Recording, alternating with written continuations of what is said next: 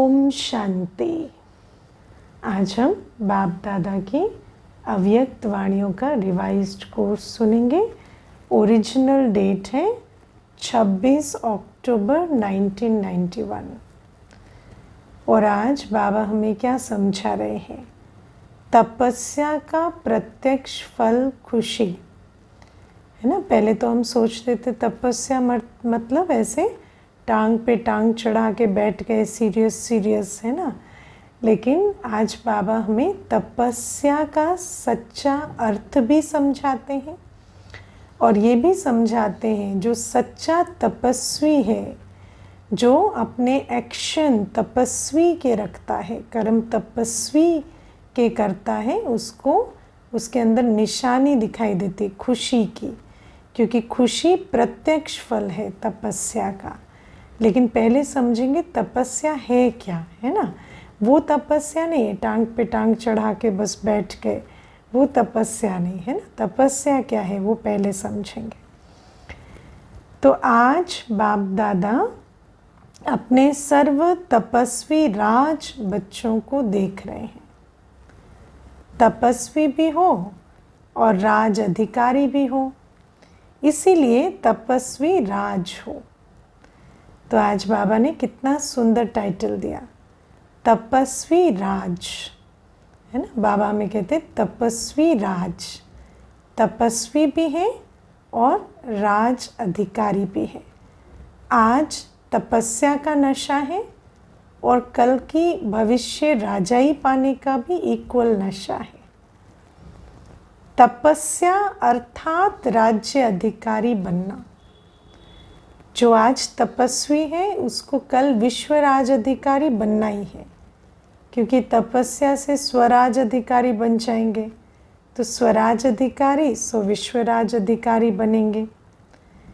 तपस्या राजा बनाती है, तो सभी राजा बने हो ना, बन गए सभी राजा, है ना, सभी मालिक, है ना। शुरू में भी जब योग की कमेंट्री चलती है तो मैं मालिक हूँ, है ना, मैं आत्मा मालिक हूँ। तो सबसे पहले आते ही बाबा के पास क्या बन जाते हैं? राजा। तपस्या का बल क्या फल देता है? अधीन से अधिकारी अर्थात राजा बना देता है।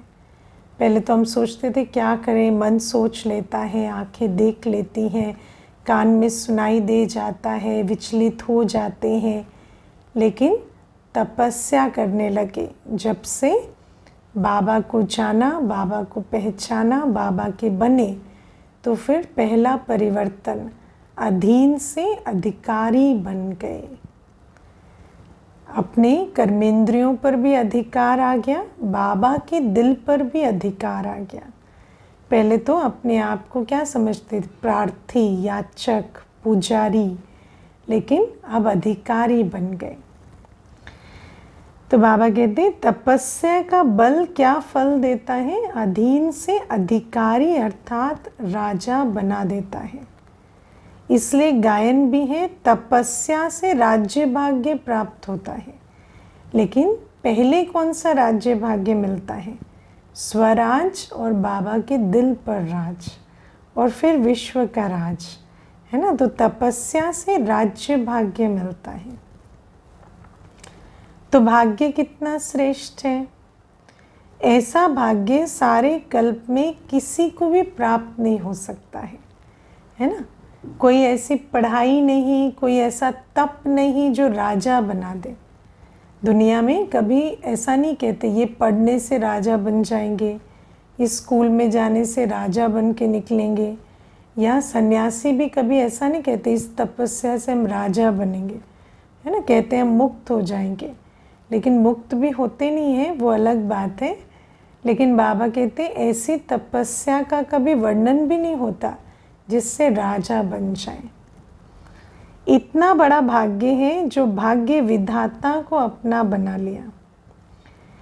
तो बाबा कहते एक एक भाग्य अलग मांगने की आवश्यकता नहीं है। अब भाग्य विधाता से सर्व भाग्य वर्षे में ले लिया है ना। तो ऐसी तपस्या है जो हमें सिर्फ इंद्रियों का अधिकारी नहीं, लेकिन बाबा पर ही अधिकार दिला देती है। इस तपस्या से स्वयं भाग्य विधाता को अपना बना लेते हैं। और फिर जब भाग्य विधाता अपना हो गया तो फिर क्या, छोटी छोटी चीज़ें तो मांगनी ही नहीं पड़ती, क्योंकि भाग्य विधाता का बच्चा अर्थात उसको सब स्वतः प्राप्त है। वर्षा कभी मांगा नहीं कहा जाता है ना। पिता से बच्चा मांगता है क्या? नहीं, बच्चे को मालूम है जो पिता का है सो मेरा है। सर्व भाग्य भाग्य विधाता ने स्वयं ही दे दिया। तपस्या अर्थात, अब समझो कि तपस्या है क्या। तपस्या अर्थात आत्मा कहती है मैं तेरी तू मेरा, इसको ही तपस्या कहा जाता है। अब बाबा ने पहले तो तपस्या की प्राप्तियां समझाई कि तपस्या से अधिकारी बन जाते हैं, तपस्या से भाग्य बनता है, राज्य मिलता है, तपस्या से हम स्वयं भाग्य विधाता को अपना बना लेते हैं।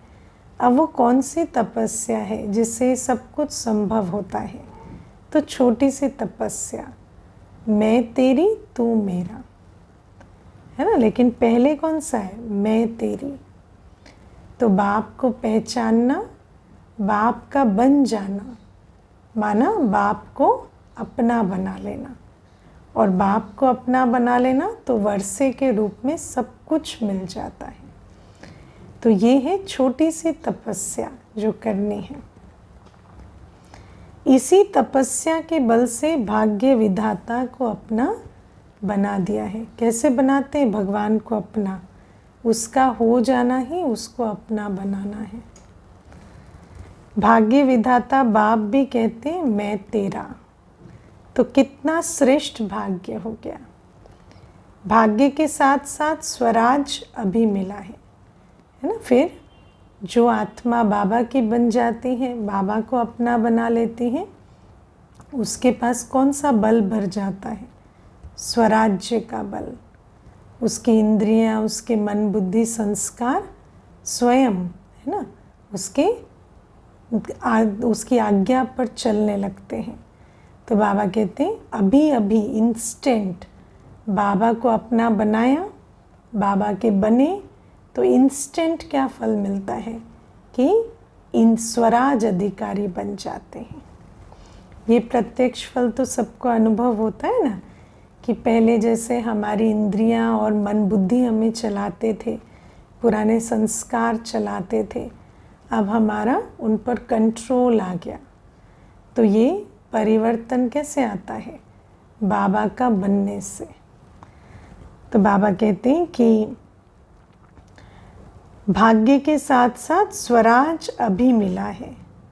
भविष्य विश्व का राज्य स्वराज का ही आधार है, इसीलिए तपस्वी राज हो।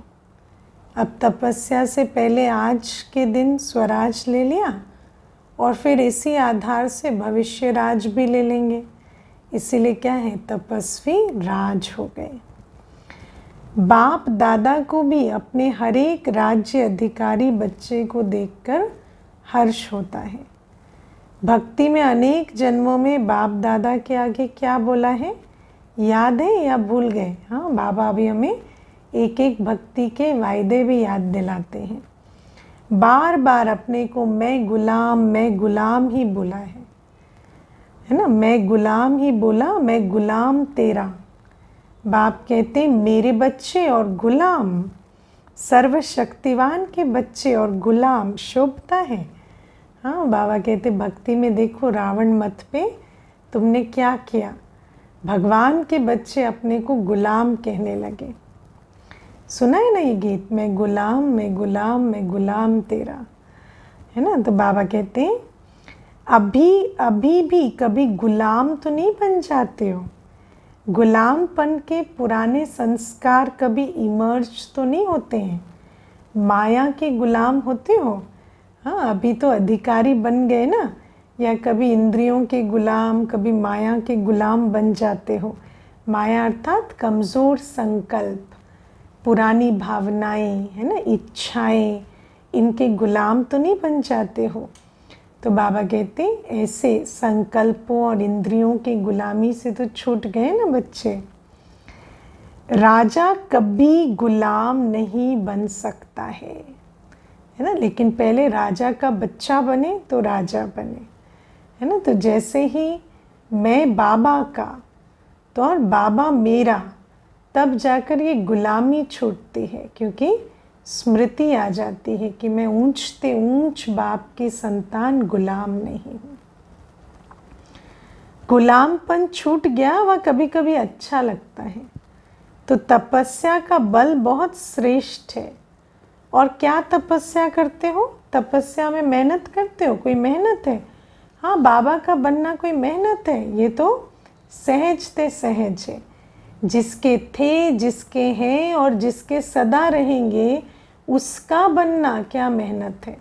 बस हाँ, जो 2500 वर्ष में जो थोड़ी गड़बड़ कर दी है रावण ने, उस फोर्स पे थोड़ा विजय पानी पड़ती है, वरना बाबा का बनना, ये तपस्या करना, इसमें क्या मेहनत है। बाप दादा ने सुनाया था कि तपस्या क्या है? मौज मनाना। याद है ना वो मुरली?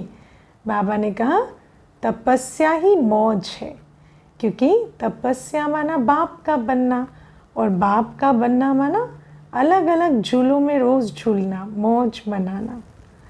तपस्या अर्थात बहुत सहज नाचना और गाना, बस, है ना। मन खुशी में नाचे और मुरली गीत, है ना, कानों में सदा बजते रहे। नाचना गाना सहज होता है, वह मुश्किल होता है। मनोरंजन होता है, वह मेहनत होती है। कोई कहेगा नाचना गाना मेहनत है? हाँ, नहीं, मनोरंजन है। तो तपस्या में क्या करते हो? तपस्या का प्रत्यक्ष फल है खुशी। तो जो तपस्वी हैं, जो बाबा के ज्ञान गुणों शक्तियों की लहरों में लहराने वाले हैं, बाबा के संग मौज मनाने वाले हैं, उनकी निशानी क्या होगी? सदा खुशी में रहेंगे। तो खुशी में क्या होता है? नाचना। तपस्या अर्थात खुशी में नाचना और बाप के और अपने आदि अनादि स्वरूप के गुण गाना। सुना, तपस्या क्या है? 2 दिन से बाबा याद दिला रहे हैं कि मन ही मन मेरी महिमा करो। बाबा को याद करना अर्थात मेरे गुण गाओ, है ना। तो बाबा कहते हैं ऐसे बाप के खुशी में नाचना और बाप के और अपने आदि अनादि स्वरूप के गुण गाना, इसी को ही कहेंगे तपस्या। सारे दिन क्या करना है? बस खुश रहना है, खुशी में नाचना है और बाप के और अपने आदि अनादि गुणों को गाना है। ठीक है।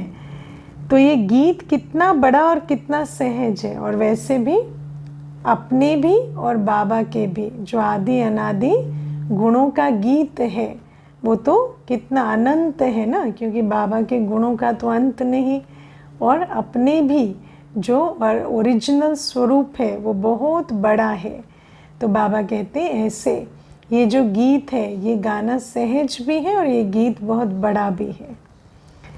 इसमें गला ठीक है व नहीं ठीक है, इसकी भी ज़रूरत नहीं है।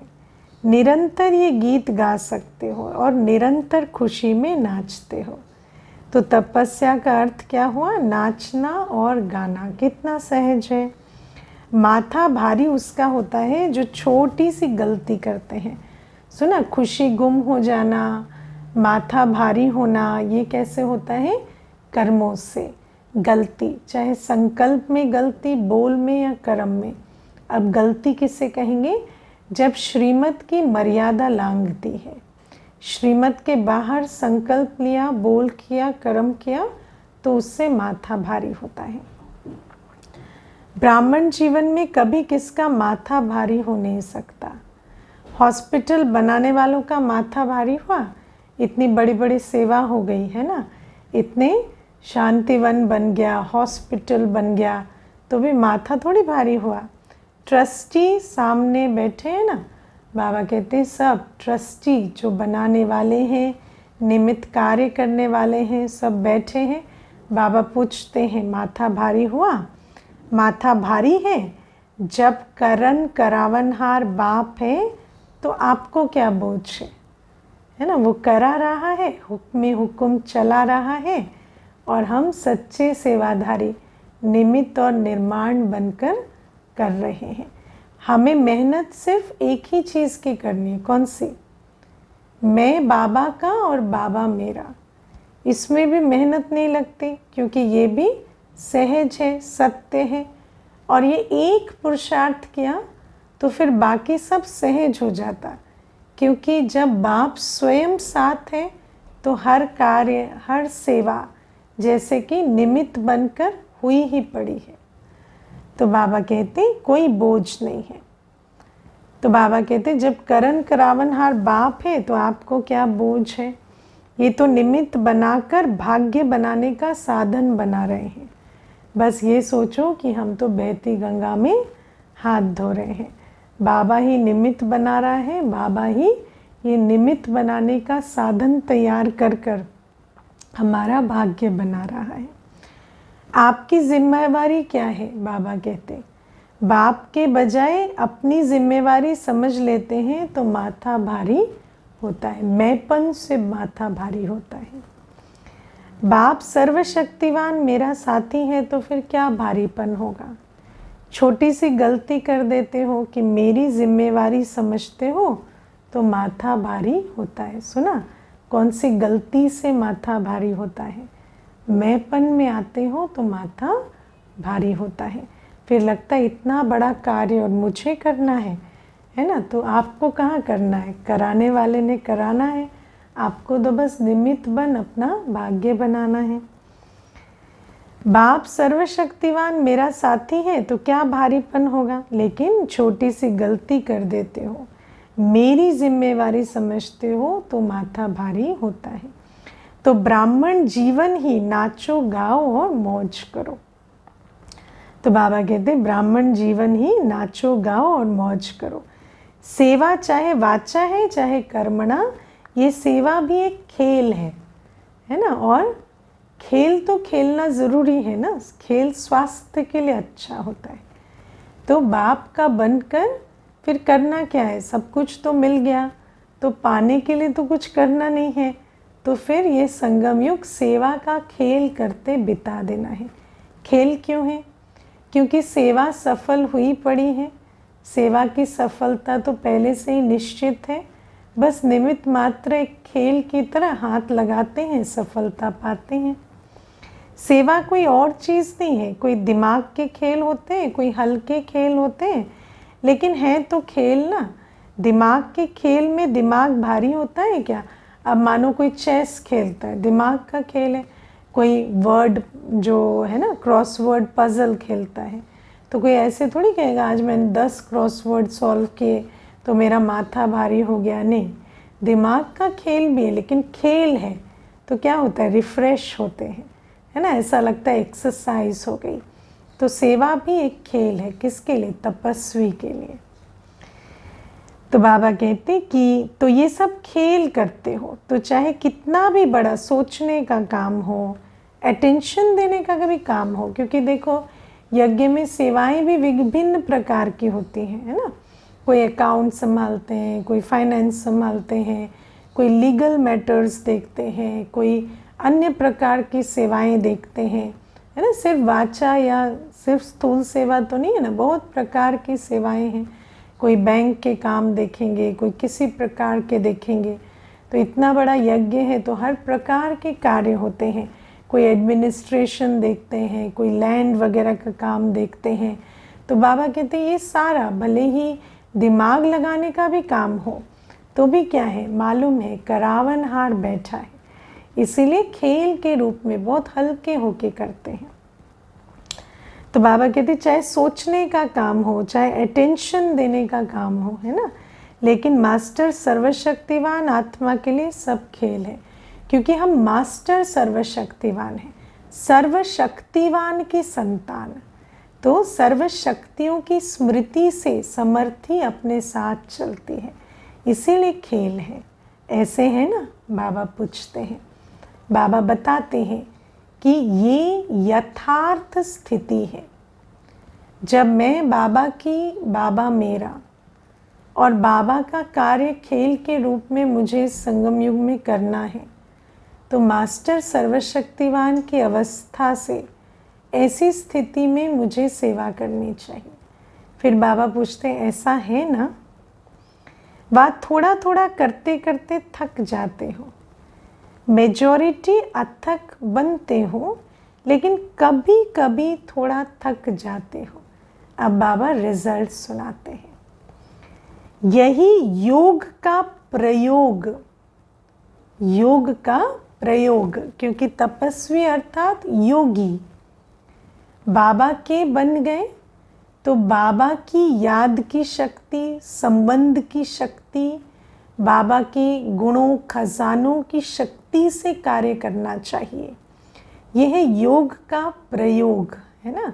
योग तो है, पर योग कर्म में आ रहा है या नहीं, योग से वो जो बल की स्थिति बन रही है या नहीं, वो देखना है।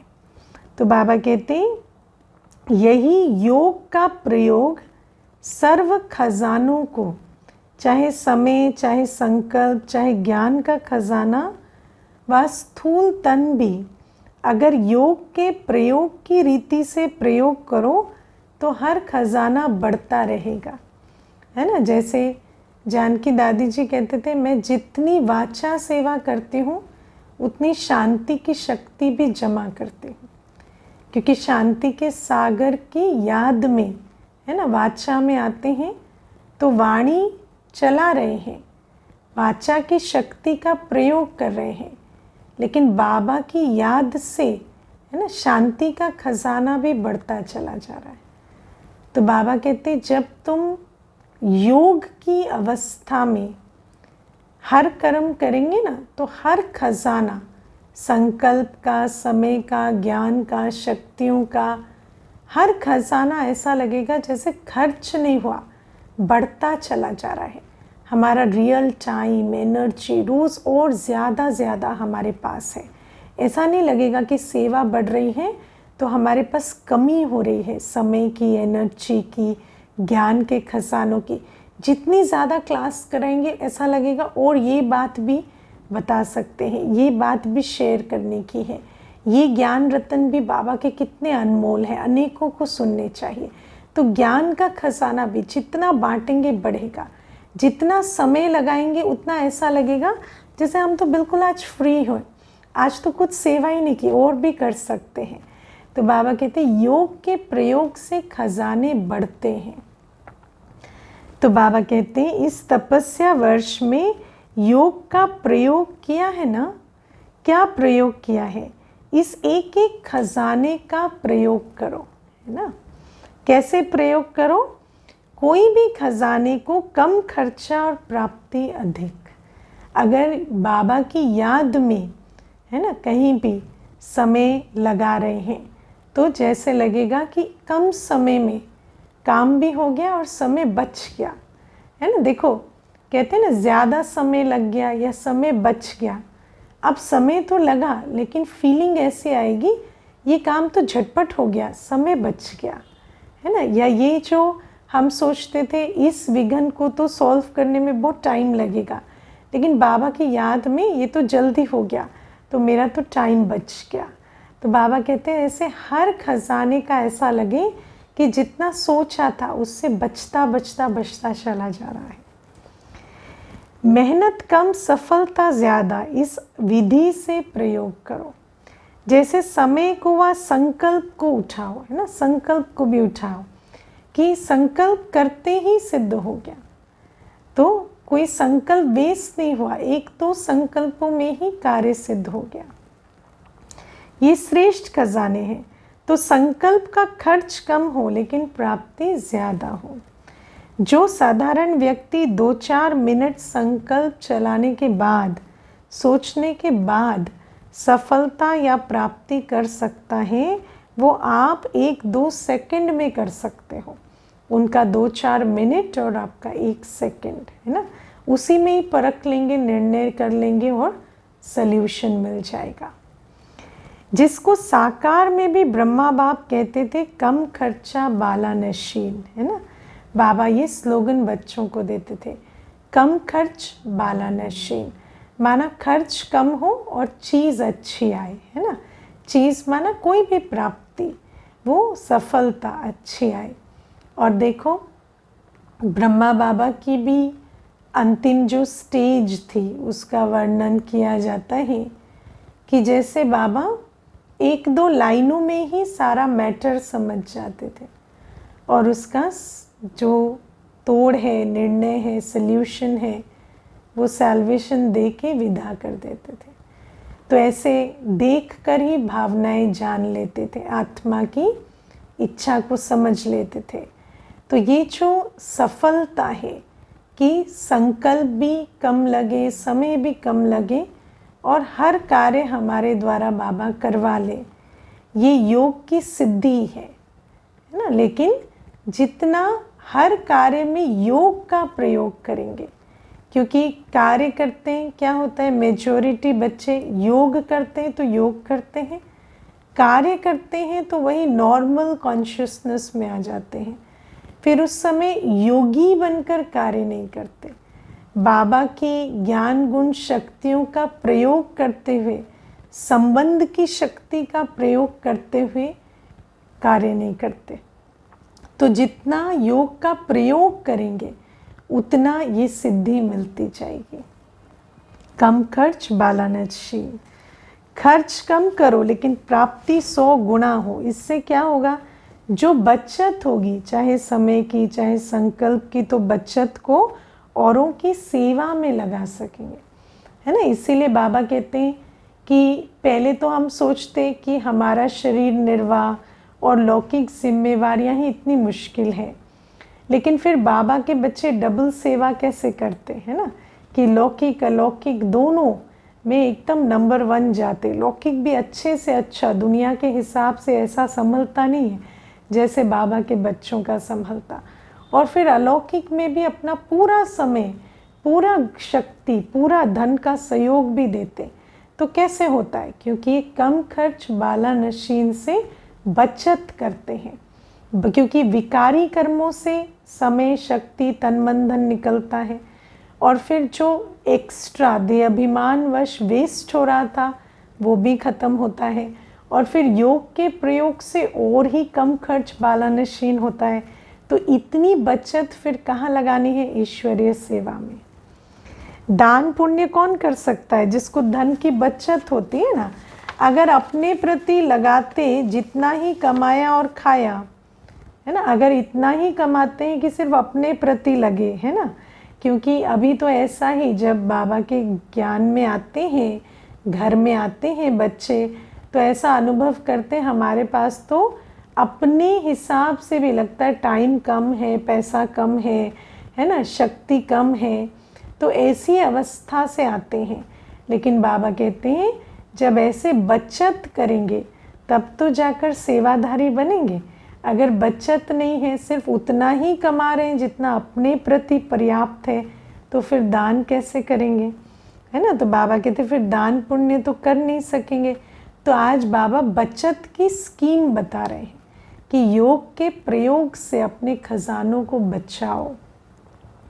योग का प्रयोग यही है, कम समय में रिजल्ट ज़्यादा, कम संकल्प में अनुभूति ज़्यादा हो, तभी हर खजाना औरों के प्रति यूज़ कर सकेंगे। मानो योग की भी बात है, तो मानो बैठे हैं 2 घंटे बैठे, तब थोड़ी सी शांति का अनुभव कर रहे हैं, नहीं, कम संकल्पों में बैठा, एक संकल्प पावरफुल, मैं आत्मा, मास्टर सर्वशक्तिवान, और जैसे एकदम चार्ज हो जाए, तो फिर बाकी संकल्प सेवा के प्रति लगाकर सफलता पाए ना। या सुबह का योग इतना शक्तिशाली किया कि सारे दिन उसकी वजह से आत्मा चार्ज रहे, तब तो जाकर सारा दिन सेवा कर सकेंगे। ऐसे ही वाणी और कर्म, कम खर्चा और सफलता ज़्यादा, तभी कमाल गाई जाती है। अब वाणी भी है, तो ऐसे शक्तिशाली स्वमान में स्थित, बाबा की याद में स्थित बोल हो, जो 1-2 बोलों में ही आत्मा को बाबा का संदेश, बाबा का डायरेक्शन मिल जाए, है ना। या कर्म भी ऐसे शक्तिशाली हो जो हमें देखकर इमीडिएटली आत्मा में परिवर्तन आने लगे। तब तो जाकर हमारा वाणी और कर्म की शक्ति भी बचेगी, तो अनेकों का कल्याण करेंगे। बाप दादा ने कमाल क्या की है, कितने थोड़े समय में क्या से क्या बना दिया, क्योंकि बाबा का सब कुछ शक्तिशाली है ना। तब तो कहते हो कमाल कर दी, एक का पदम गुणा प्राप्ति का अनुभव करते हो, तब कहते हो कमाल कर दिया। कहते ना, ओ बाबा आपने कमाल कर दिया। जैसे बाप दादा का खजाना प्राप्ति और अनुभूति ज़्यादा कराता है ना, बाबा की एक पॉइंट, एक ज्ञान का रत्न भी जीवन बदल देता है। क्यों? क्योंकि बाबा का है ना। मुरली में एक शब्द सुनकर भी कभी जीवन बदल जाती है अनेकों की। तो क्यों? क्योंकि बाबा के बोल में इतनी शक्ति है। ऐसे आप सब भी योग का प्रयोग करो। तो ऐसे बाबा के साथ जब हमारी बुद्धि की तार जुड़ी हुई है, तो हम में भी वो करंट होगी, हमारे बोल कर्म संकल्प में भी वो करंट होगी, जिससे कार्य सफलता को पाएंगे और फिर बचत होगी खजानों की, और उनको हम री इन्वेस्ट कर सकेंगे सेवा में। सिर्फ ये गीत नहीं है कि बाबा आपने कमाल कर दिया है, उस कमाल का स्वरूप भी बनो ना। बाबा के बच्चे भी तो कमाल करें, आप भी तो कमाल करने वाले हो, करते भी हो बाबा कहते हैं। लेकिन तपस्या के चलते हुए समय में मेजॉरिटी की रिजल्ट क्या देखी।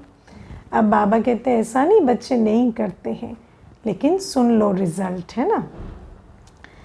रिजल्ट क्या है कि तपस्या का उमंग उत्साह अच्छा है, अटेंशन भी है, सफलता भी है, लेकिन स्वयं प्रति सर्व खजाने यूज ज़्यादा करते हो है ना। अभी भी स्वार्थ ज़्यादा है, ठीक है ना। अपनी अनुभूतियाँ करना ये भी अच्छी बात है ना। अपने संकल्पों, अपने समय को लगाकर बस अपनी अनुभूति, आज योग में आनंद आया, आज बड़ा मज़ा आया, तो ठीक है, वो भी स्वप्रति लगाना भी ठीक है, लेकिन फिर कुछ तो बचत भी करो ना। योग का प्रयोग करके कुछ तो अन्यों के प्रति भी लगाओ। लेकिन तपस्या वर्ष स्वयं प्रति और विश्व सेवा प्रति ही दिया हुआ है। तपस्या के वाइब्रेशंस विश्व में और तीव्र गति से फैलाओ।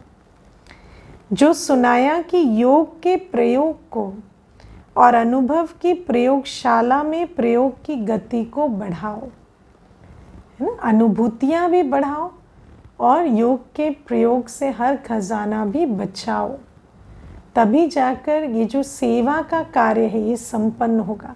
सब सिर्फ अपने लिए करेंगे तो विश्व सेवा का कार्य कहाँ से संपन्न होगा, है ना। लेकिन जब तक सारी विश्व नहीं बदलेगी तो सत्युग कैसे आएगा। तो बाबा कहते हैं कि वर्तमान समय सर्व आत्माओं की आवश्यकता है आपके शक्तिशाली वाइब्रेशंस द्वारा, वायुमंडल द्वारा परिवर्तन होने की। इसीलिए प्रयोग को और बढ़ाओ। सहयोगी बच्चे भी बहुत हैं, ये सहयोग ही योग में बदल जाएगा। अब बाबा कहते हैं सब योगी पहले से नहीं बनेंगे, तो योग का भी सबसे पहला जो इजी योगी बनने का इजी तरीका है वो क्या है, सहयोगी बनो।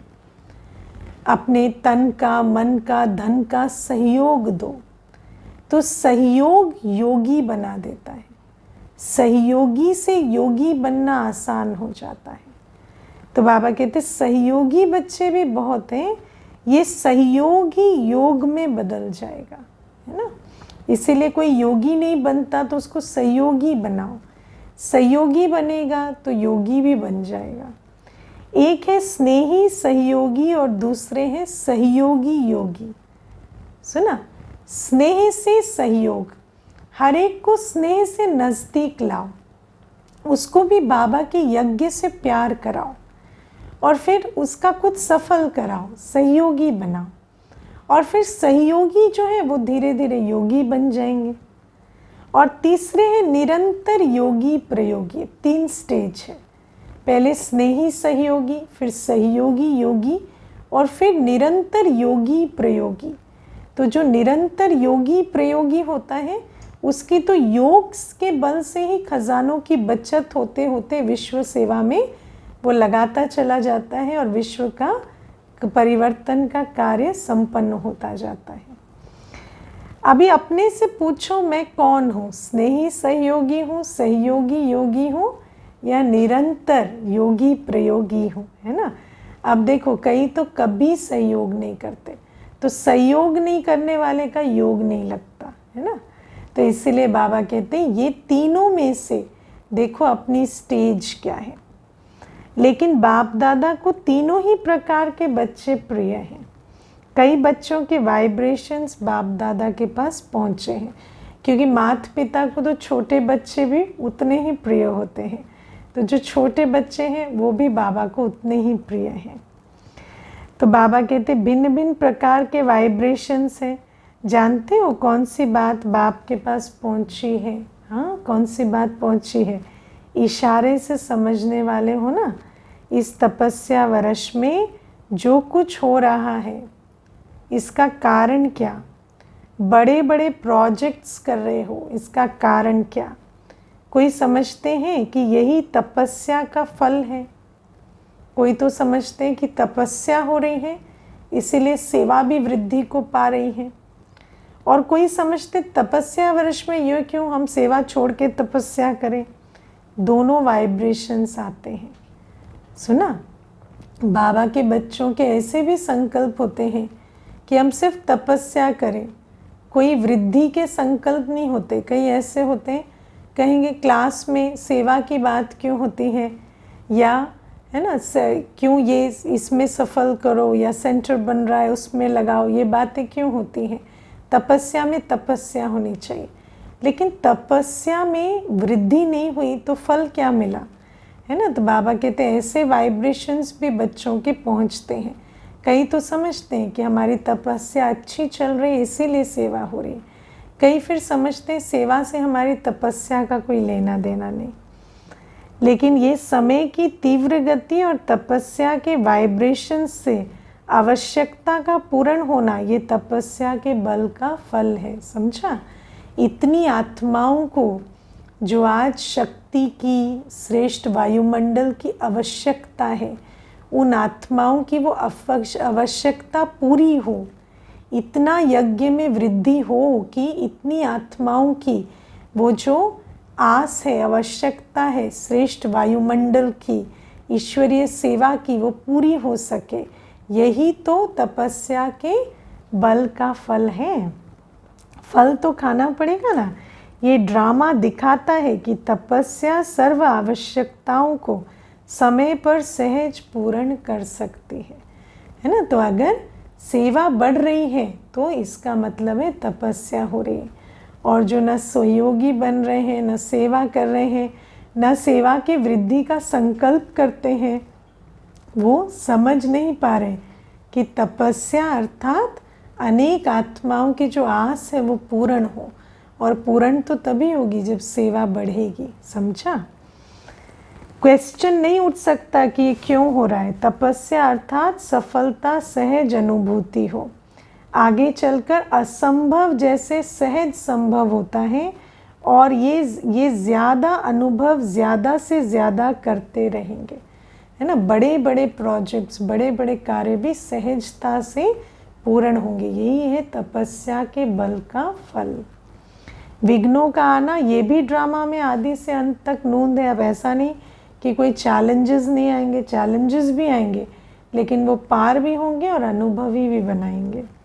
ये विघ्न भी असंभव से संभव की अनुभूति कराते हैं। विघ्न नहीं आएंगे तो लगेगा ये तो इजी कार्य था, लेकिन विघ्न आता है, पार होता है, तो पता चलता है कि कार्य तो बड़ा था, लेकिन बाबा की मदद देखो कैसे, है ना, पहाड़ को राई बना देती है। और आप सभी तो अनुभवी हो ही गए हैं, इसलिए विघ्न भी खेल लगता है। मालूम है कि बात आई है तो बात चली जाएगी, इसलिए उस समय भी विघ्न की तरह नहीं लगते। जैसे फुटबॉल का खेल करते हो तो क्या करते हो, बॉल आता है तभी तो ठोकर लगाते हो, आए ही नहीं तो ठोकर कैसे लगाएंगे। अगर बॉल ही ना आए तो ठोकर कैसे लगाएंगे, खेल कैसे होगा। ये भी फुटबॉल का खेल है ना। तो संगम युग का खेल समझा ना, कि खेल तो करना है सेवा का, और उसमें चैलेंजेस जो हैं वो आते हैं बॉल की तरह, और उनको हम फिर ठोकर लगाते हैं बाबा की याद के बल से। तो जैसे खेल होता है, खेल खेलने में मज़ा आता है ना, या मूंझते हो, कोशिश करते हो ना कि बॉल मेरे पाँव में आए, मैं लगाऊं, है ना। दुनिया में भी ऐसा कोई प्लेयर नहीं होगा जो सोचेगा बॉल बाहर बाहर रहे, मेरे पाँव तक ना आए। ये खेल तो होता रहेगा, नथिंग न्यू। ड्रामा खेल भी दिखाता है और संपन्न सफलता भी दिखाता है। देखो, ड्रामा की बलिहारी है, वो खेल भी दिखाता है और सफलता का अनुभव भी कराता है, और खेल को, विघ्न को पार करने का भी अनुभव दिलाता है। तो ड्रामा हमें कितना एक्सपीरियंस दिला रहा है। यही ब्राह्मण कुल की रीति रस्म है। अच्छा, ब्राह्मण जीवन में क्या करना है, यही करना है। इस ग्रुप को बहुत चांस मिले हैं, किसी भी कार्य के निमित्त बनना, किसी भी प्रकार की विधि से निमित्त बनना, अर्थात चांस लेने वाले चांसलर बनना। एक एक जो अभी मुरली सुन रहे हो, विचार करो, पिछले 2 वर्षों में, 3 वर्षों में कितने चांस मिले हैं सेवा के, और जिन्होंने वो चांस लिए हैं वो चांसलर बने। और कई हैं जो चांस लेते हैं पर चांस दिया जाता है पर मिस करते हैं। तो चांस मिस करना माना चांसलर बनने का अपॉर्चुनिटी मिस करना। ड्रामा की बलिहारी है कि हम ऐसी यज्ञ में बैठे हैं जहाँ भाग्य बनाने के इतने चांस मिलते हैं। तो चांस लेकर चांसलर बनना है। आज के विश्व में संपत्ति वाले तो बहुत हैं, लेकिन आपके पास बड़े से बड़ी संपत्ति कौन सी है जो दुनिया वालों के पास नहीं है। ये तो वरदान में आया था ना थोड़े दिन पहले। हाँ, और उसी की आवश्यकता संपत्ति वालों को भी है तो गरीब को भी है। वो कौन सी संपत्ति है, तो सबसे बड़े से बड़ी आवश्यक संपत्ति है सिंपथी। दुनिया में संपत्ति है पर सिंपथी नहीं है, इसीलिए वो संपत्ति जो है वो सफल कार्य में नहीं लगती। हमारे अंदर सिंपथी है, कंपैशन है, रहमदिली है। इसी रहमदिली के आधार से हम तन की, मन की, धन की संपत्ति को श्रेष्ठ कार्य में लगाकर भाग्य बना पा रहे हैं। चांस भी मिलता है और बाबा ने सिंपथी से भी भरा है, जिसके आधार से हम रूहानी सेवा कर कर अपना और अनेकों का भाग्य बनाते हैं। चाहे गरीब है चाहे धनवान है, लेकिन आज सिंपथी नहीं है। सिंपथी की संपत्ति सबसे बड़े से बड़ी है, क्योंकि सिंपथी की संपत्ति हमें दाता बनाती है। और कुछ भी नहीं दो, लेकिन सिंपथी से सबको संतुष्ट कर सकते हो, है ना। सिंपथी होती है ना तो कुछ ना कुछ दे देंगे। एक श्रेष्ठ बोल ही, भावना के फूल ही उसको चढ़ा देंगे। और आपकी सिंपथी ईश्वरीय परिवार के नाते से सिंपथी है, अल्पकाल की सिंपथी नहीं है, है ना। ऐसे नहीं, ईश्वरीय परिवार के नाते से सिंपथी है, रूहानी सिंपथी है। पारिवारिक सिंपथी सबसे बड़े से बड़ी सिंपथी है, और ये सबको आवश्यकता है और आप सबको दे सकते हो। रूहानी सिंपथी तन, मन और धन की भी पूर्ति कर सकती है। जिसको रूहानी सिंपथी का धन है ना, वो इस सिंपथी के आधार से विश्व कल्याण कर कर तन, मन और धन का की संपत्ति भी प्राप्त कर लेता है। अच्छा, इस पर फिर सुनाएंगे। चारों ओर के तपस्वी राज, श्रेष्ठ आत्माओं, सदा योग के प्रयोग द्वारा कम खर्च, सफलता, श्रेष्ठ अनुभव करने वाले, सदा मैं तेरा तू मेरा इस तपस्या में मगन रहने वाले, सदा हर समय तपस्या के द्वारा खुशी में नाचने और बाप और अपने गुण गाने वाले, ऐसे देश विदेश के सर्व स्मृति स्वरूप बच्चों को बाप दादा का याद, प्यार और नमस्ते। ऐसा बनाने वाले मीठे प्यारे बाप दादा को भी हम बच्चों का याद, प्यार, गुड मॉर्निंग और नमस्ते। ओम शांति। वरदान है आज का, अपने चलन और चेहरे द्वारा भाग्य की लकीर दिखाने वाले श्रेष्ठ भाग्यवान भव। मैं श्रेष्ठ भाग्यवान आत्मा हूँ, ये मेरी चलन और चेहरे से दिखाई दे। आप ब्राह्मण बच्चों को डायरेक्ट अनादि पिता और आदि पिता द्वारा ये अलौकिक जन्म प्राप्त हुआ है। जिसका जन्म ही भाग्य विधाता द्वारा हुआ हो, वो कितना भाग्यवान हुआ। अपने इस श्रेष्ठ भाग्य को सदा स्मृति में रखते हुए हर्षित रहो, क्योंकि स्मृति चाबी है। हम कौन है, किसके बने हैं, किसने मुझे अपना बनाया है, ये स्मृति रहे तो खुशी गायब नहीं हो सकती। हर चलन और चेहरे में ये स्मृति स्वरूप प्रत्यक्ष रूप में स्वयं को भी अनुभव और दूसरों को भी दिखाई दे। अपने श्रेष्ठ भाग्य का नशा चेहरे और चलन में, हर कर्म में दिखाई देना चाहिए। आपके मस्तक बीच ये भाग्य की लकीर चमकती हुई दिखाई दे, तब कहेंगे श्रेष्ठ भाग्यवान आत्मा। क्योंकि भाग्य तो बहुत ऊंचा है, लेकिन विस्मृत ना हो जाना। स्लोगन है, योगी तो आत्मा वो है जो अंतर्मुखी बन लाइट माइट रूप का अनुभव करता है। योगी वो नहीं जो बाहर से योगी दिखता हो, सिर्फ अंतर्मुखी बन लाइट माइट का अनुभव करता रहे सदा। उसके अंदर का जो वायुमंडल है वो बहुत खुशहाल रहे, शक्तिशाली रहे, उसको कहेंगे योगी। ओम शांति।